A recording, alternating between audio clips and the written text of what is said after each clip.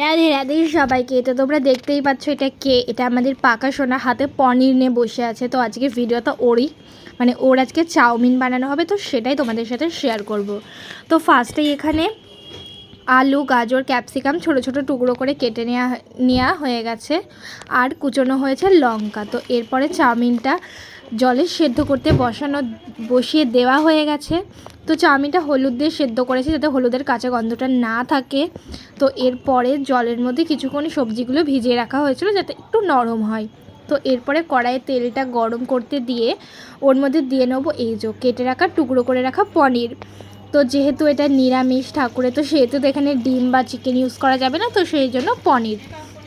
তো এখানে একদম ছোট্ট ছোট্ট টুকরো করে পনিরগুলো কেটে নেওয়া হয়ে গেছিলো। তো হালকা একটু লাল লাল করে ভেজে নিয়ে পনিরগুলো তুলে নেওয়া হলো। তো পনিরগুলো খুব লাল করা যাবে না, তাহলে একদম চিমসে যাবে। তো এরপরে কড়াইতে কিছুটা আরেকটু তেল দিয়ে তার মধ্যে দিয়ে দিতে হবে সবজিগুলো। তো সবজিগুলো দিয়ে দেওয়ার পর কিছুক্ষণ নেড়ে নিতে হবে ভালো করে।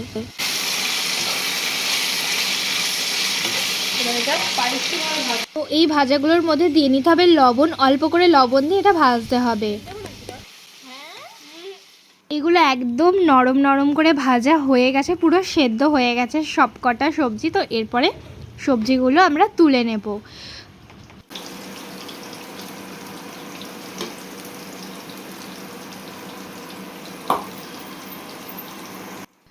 তো এরপরে ওই তেলটাকে রেখে দিয়ে অল্প একটু রিফাইন অয়েল আর একটু দিয়ে নেবো কড়াইয়ের মধ্যে। তো তারপরে এর মধ্যে দিয়ে নেবো আদা, কুচি কুচি করে দিয়ে নিতে হবে। তো এরপরে তেলের মধ্যে দিয়ে দিতে হবে টুকরো করে রাখা লঙ্কাগুলো। আর এগুলো একদমই ঝাল লঙ্কা নয়, কারণ ঝাল লঙ্কা তো এত দেয়া যাবে না, এগুলোর মধ্যে একদম ঝাল নেই লঙ্কাগুলো। তো লঙ্কা আর আদাটা কিছুক্ষণ নেড়ে নিতে হবে হালকা লাল হওয়া অবধি। তো এরপরে দিয়ে নেবো চাউমিনটা।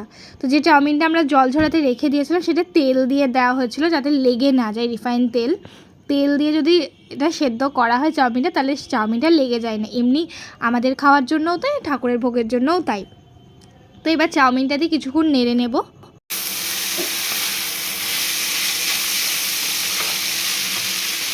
চাউমিনটা কিছুটা ভাজা হওয়ার পর আমরা ভেজে রাখা যে সবজি আর পনিরটা ছিল সেইগুলো দিয়ে নিলাম। তো এবার ভালো করে চাউমিনটার সাথে সবকটা সবজি আর পনির মিশিয়ে নেব। আর দিতে হবে হচ্ছে অল্প করে লবণ।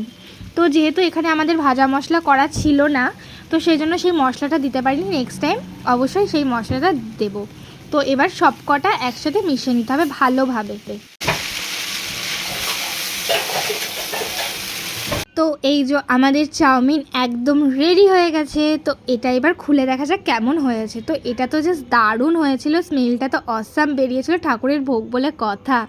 তো এই যে আমার পাকা আর কচির দেখো থালাতে আমরা বেড়েও দিয়েছি। তো আমরা সেকেন্ড টাইম এই নিয়ে চাউমিন দিলাম। তো তোমাদের রেসিপিটা কেমন লাগলো অবশ্যই জানিও। আর তোমরা নিজেদের জন্যও ট্রাই করতে পারো এই নিরামিষ চাউমিনের রেসিপিটা, অথচ ঠাকুরের ভোগের জন্যও তোমরা ট্রাই করতে পারো। তো টাটা।